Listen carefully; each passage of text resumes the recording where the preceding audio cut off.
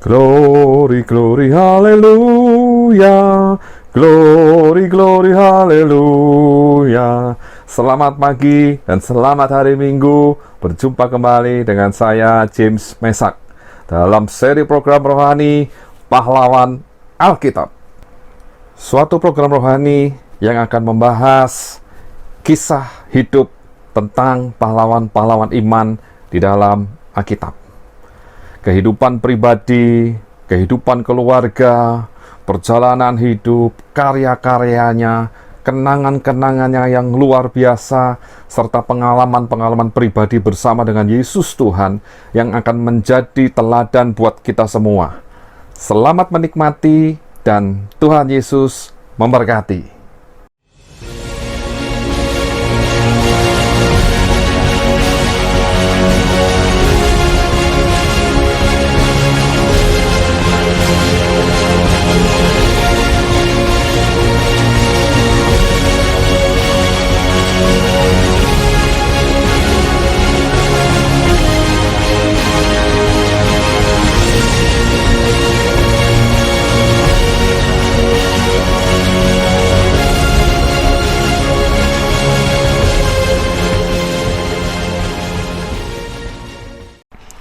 Shalom, selamat pagi Bapak Ibu yang dikasihi Tuhan. Pagi hari ini kita sama-sama bertemu kembali di dalam program Pahlawan Alkitab. Dan hari ini kita masuk di dalam seri yang ke-81, di mana kita akan sama-sama mendengarkan pembahasan tentang Nabi Yeremia bagian yang pertama.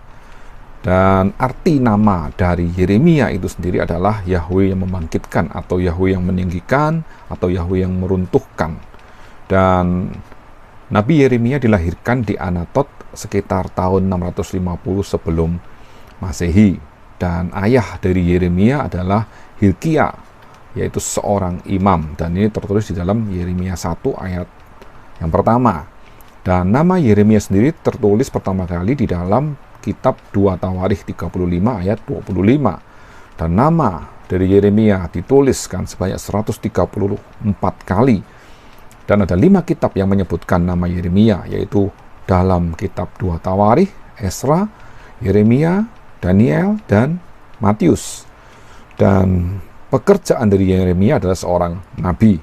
Tempat kelahirannya di Anatot di Israel, lalu tempat kematiannya di Mesir. Dan nama Yeremia tertulis terakhir kali di dalam Matius 27 ayat 9. Dan Nabi Yeremia dikenal sebagai seorang nabi yang menangis, yang menulis buku yang terpanjang dalam Alkitab di samping kitab Mazmur. Nah, kita akan masuk di dalam poin yang kedua, bagaimana perjalanan hidup dan kisah pelayanan dari seorang nabi yang bernama Yeremia. Nabi Yeremia adalah salah seorang nabi besar yang hidup di Yehuda sekitar tahun 640 sampai 587 sebelum Masehi, yang menghabiskan tahun-tahun terakhir di masa tuanya sebagai pengungsi di Mesir. Dan Yeremia berasal dari keluarga imam. Tertulis dalam Yeremia 1 ayat 1, firman Tuhan berkata, inilah perkataan-perkataan Yeremia bin Hilkia dari keturunan imam yang ada di Anatot di tanah Benyamin. Dan Nabi Yeremia itu mengawali pelayanan profetisnya itu dengan perasaan enggan, ya. Jadi Nabi Yeremia banyak bertanya, mengapa aku dilahirkan? Dan khususnya di desanya, di daerah tempat tinggalnya di Anatot yang dekat dengan Yerusalem, ada banyak tetangga dan keluarga yang tidak suka kepada Nabi Yeremia. Dan ini tertulis dalam kitab Yeremia 15 ayat 10. Celaka aku, ya ibuku, bahwa engkau melahirkan aku, seorang yang menjadi buah perbantahan dan buah percederaan bagi seluruh negeri. Aku bukan orang yang menghutangkan ataupun orang yang menghutang kepada siapapun, tetapi mereka semuanya mengutuki aku. Lalu juga tertulis dalam Yeremia 11 ayat 21. Sebab itu beginilah firman Tuhan tentang orang-orang Anatot yang ingin mencabut nyawaku dengan mengatakan, janganlah bernubuat demi nama Tuhan, supaya jangan engkau mati oleh tangan kami. Lalu dalam Yeremia 12 ayat 6. Sebab saudara-saudaramu dan kaum keluargamu, mereka sendiri juga berbuat khianat terhadap engkau. Mereka juga bersama-sama di belakangmu Janganlah percaya kepada mereka, sekalipun mereka berkata manis kepadamu. Jadi di sini kita melihat beberapa ayat yang menyatakan bahwa keluarga, saudara, bahkan orang-orang di sekitar di daerah kelahirannya, mereka ingin membunuh Yeremia. Ya, dan Yeremia dipanggil menjadi nabi pada saat dia masih muda. Seperti tertulis dalam Yeremia 1 ayat 6. Maka aku menjawab, Tuhan Allah, sesungguhnya aku tidak pandai berbicara, sebab aku ini masih muda. Jadi yang dimaksud di sini ialah Yeremia masih malu-malu, ya, masih muda, masih belum dewasa secara rohani dan sosial. Dan itu bisa berarti bahwa umur dari Nabi Yeremia saat dipanggil menjadi seorang nabi itu berkisar di usia 20 tahun. Dan sejarah dari perjalanan hidup Yeremia menjadi seorang nabi itu mencakup kurun waktu 40 tahun. Dari saat ia dipanggil pada tahun ke-13 pemerintahan Raja Yosia, atau kurang lebih tahun 626 sebelum Masehi, sampai jatuhnya Yerusalem sekitar tahun 587 sebelum Masehi. Dan selama 40 tahun itu Nabi Yeremia bernubuat pada pemerintahan 5 raja Yehuda terakhir, yaitu Raja Yosia, Yoahaz, Yoyakim, Yoyakin, dan Sedekia. Nah, kita baca dalam Yeremia 1 ayat 2 dan 3. Dalam zaman Yosia bin Amon, Raja Yehuda, dalam tahun yang ke-13 dari pemerintahannya, datanglah firman Tuhan kepada Yeremia.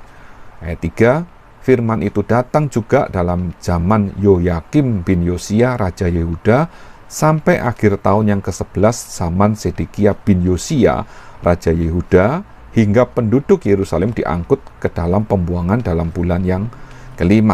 Nah, kita akan melihat di masa pemerintahan 5 Raja Yehuda terakhir, di mana Nabi Yeremia melayani sebagai seorang nabi. Yang pertama, pada saat Raja Yosia, yaitu di mana Yeremia dipanggil oleh Allah, dan kita tahu bahwa Raja Yosia itu melakukan pembaharuan hidup keagamaan.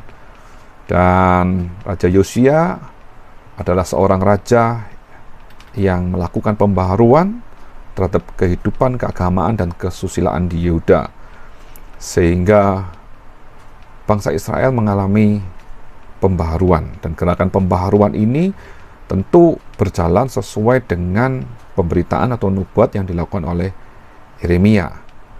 Dan ini jadi perhatian dari Nabi Yeremia sendiri. Dan pada akhir dari pemerintahan Yosia, yaitu pada tahun 606 sebelum Masehi, di mana Raja Yosia tewas di Megido dalam usahanya yang gagal melawan Firaun Neko. Dan Nabi Yeremia menangisi kematian Yosua yang belum waktunya. Dan ini tertulis dalam Yeremia 22 ayat 10. Firman Tuhan berkata, janganlah kamu menangisi orang mati dan janganlah turut berduka cita karena dia. Lebih baiklah kamu menangisi dia yang sudah pergi, sebab ia tidak akan kembali lagi, ia tidak akan melihat tanah kelahirannya. Dan yang menurut pendapat dari Nabi Yeremia sendiri, bahwa Yosia adalah seorang raja yang sangat baik. Dan ini terus dalam Yeremia 22 ayat 15. Sangkamu, rajakah engkau, jika engkau bertanding dalam hal pemakaian kayu aras? Tidakkah ayahmu makan minum juga dan beroleh kenikmatan, tetapi ia melakukan keadilan dan kebenaran? Memang Yosia adalah seorang raja Yehuda yang baik, yang mengatur pemerintahannya dengan baik. Dan penerus dari Yosia adalah Yoahaz, di mana Raja Neko dari Mesir itu terus mencampuri urusan dari kerajaan Yehuda dan mengangkat Yoahaz atau Salum sebagai pengganti Yosia. Tertulis dalam Yeremia 22 ayat 11. Sebab beginilah firman Tuhan mengenai Salum bin Yosia, Raja Yehuda, yang telah menjadi raja menggantikan Yosia ayahnya yang telah meninggalkan tempat ini. Ia tidak lagi akan kembali ke sini. Dan ternyata 3 bulan berikutnya Raja Neko juga memberhentikan Yoahaz menjadi raja, lalu mengangkat Yoyakim atau Elyakim, adik Yoahaz, untuk menduduki tahta di kerajaan Yehuda. Sehingga Nabi Yeremia pun meratapi turunnya Yoahaz dari tahta dan pembuangannya ke Mesir. Dan kita baca dalam 2 Raja-Raja 23 ayat 34. Firaun Neko mengangkat Elyakim anak Yosia menjadi raja menggantikan Yosia ayahnya dan menukar namanya dengan Yoyakim. Tetapi Yoahaz di bawahnya, Yoahaz tiba di Mesir dan mati di sana. Nah, sekarang Nabi Yeremia bekerja, melayani di bawah pemerintahan Raja Yoyakim yang merupakan juga anak dari Raja Yosia. Dan di sini Nabi Yeremia itu menganjurkan supaya kerajaan Yehuda tunduk kepada kekuasaan Babel, karena perbatasan Mesir sudah di dalam kuasa Nebukadnezar yang sedang menaklukkan seluruh daerah di Asia Barat. Dan kita baca di dalam Yeremia 36 ayat 9 bagaimana dimaklumkan suatu hari puasa bagi bangsa Yehuda. Yeremia 36 ayat 9. Adapun dalam tahun yang kelima pemerintahan Yoyakim bin Yosia, Raja Yehuda, dalam bulan yang ke-9 orang telah memaklumkan puasa di hadapan Tuhan bagi segenap rakyat di Yerusalem dan bagi segenap rakyat yang telah datang dari kota-kota Yehuda ke Yerusalem. Dan memang inilah yang melatar belakangi hari puasa dan pengumuman pesan Yeremia di Yerusalem, karena sebentar lagi Raja Nebukadnezar akan menyerang ke Yerusalem. Dan kebijakan Nabi Yeremia ini bertentangan dengan Raja Yoyakim. Raja Yoyakim sendiri menyokong penyembahan berhala, dan akhirnya memang dalam pemerintahan Raja Yoyakim ini memperberat keadaan Yehuda. Dan Raja Yoyakim sendiri tidak atau kurang menghormati Nabi Yeremia dan menjalankan amanatnya. Dan di sini kita melihat bagaimana permusuhan yang timbul ini membuat Nabi Yeremia juga berada dalam penganiayaan, bahkan ditahan dan akan dihukum mati, dan nubuat-nubuat yang sudah ditulisnya itu akan dimusnahkan. Tetapi dalam situasi keadaan yang tertekan, Yeremia tetap bertahan dalam tugas pelayanannya. Ia memanjatkan doa syafaat bagi Yehuda, berbicara di hadapan Allah, bahkan terus menelanjangi para nabi yang mengeruk keuntungan dari setiap keadaan dan menubuatkan kemusnahan dari bait suci. Dan memang akhir hidup dari Yoyakim berakhir tragis di Yerusalem. Ya. Tertulis dalam Yeremia 22 ayat 18. Sebab itu beginilah firman Tuhan mengenai Yoyakim bin Yosia, Raja Yehuda. Orang tidak akan meratapi dia. Aduhai abangku, aduhai kakakku. Orang tidak akan menangisi dia. Aduhai Tuhan, aduhai seri paduka. Dan akhirnya memang Raja Nebukadnezar itu membelenggu Yoyakim dan membawa dia ke Babel. Dan Raja Yoyakim juga mengalami pembuangan. Yang keempat, Raja Yoyakin atau Konya yang menggantikan Raja Yoyakim pada tahun 597 sebelum Masehi dan menuai dari apa yang ditabur oleh ayahnya, di mana Yoyakin menjadi raja pada saat berumur 18 tahun dan hanya memerintah 3 bulan saja. Dan ini terus dalam 2 Raja-Raja 24 ayat 8 dan 9. Yoyakin berumur 18 tahun pada waktu ia menjadi raja, dan 3 bulan lamanya ia memerintah di Yerusalem. Nama ibunya ialah Nehusta binti Elnatan dari Yerusalem. Ayat 9, ia melakukan apa yang jahat di mata Tuhan, tepat seperti yang dilakukan oleh ayahnya. Dan pemberontakan dari ayahnya memaksa membuat Raja Nebukadnezar itu mengepung Yerusalem, dan akhirnya Raja Yoyakin pun harus menyerah. Dan Nabi Yeremia sudah lebih dahulu menubuatkan nasib dari Yoyakin. Dan yang kelima adalah Sedekia. Sedekia adalah raja baru yang diangkat oleh Raja Nebukadnezar untuk menduduki tahta Yehuda, di mana dia adalah putra bungsu dari Yosua yang merupakan adik dari Yoyakim. Jadi dalam Perjanjian Lama menceritakan tentang pengangkatan Sedekia oleh Nebukadnezar yang menggantikan Yoyakin sepenuhnya tertulis dan ini dimeteraikan. Nah, dalam masa Sedekia ternyata di Babel maupun di Yehuda nabi-nabi palsu berusaha membunuh Nabi Yeremia, di mana Nabi Yeremia menubuatkan pembuangan akan bangsa Yehuda selama 70 tahun, tetapi nabi-nabi gadungan itu menyatakan pembuangan hanya 2 tahun. Dan pertentangan utama antara Yeremia dan Sedekia masih terhadap pemberontakan terhadap Nebukadnezar. Dan akhirnya Yerusalem dikepung oleh pasukan Babel untuk kedua kalinya, Dan Nabi Yeremia memberi amanat kepada Zedekia, yaitu untuk menyerah kepada Babel, karena Yerusalem sudah dinubuatkan akan jatuh ke tangan mereka. Dan pada saat itu juga Nabi Yeremia juga menubuatkan janji-janji pemulihan. Dan memang terjadi dalam sejarah bahwa Yerusalem akhirnya diruntuhkan, dan peristiwa ini terjadi pada tahun 597 sebelum Masehi, pada tahun ke-7 pemerintahan Raja Nebukadnezar. Dan Raja Nebukadnezar itu memperlakukan Yeremia dengan wajar. Sesudah Gedalia diangkat menjadi gubernur Yehuda, Yeremia sendiri tinggal di Mispa membantu gubernur tersebut. Dan pada masa akhirnya Yeremia yang sudah tua dan sepanjang pelayanannya sebagai nabi yang penuh pergumulan itu tinggal di Tahpanhes di Mesir, dan ia menubuatkan kekalahan Mesir atas Nebukadnezar.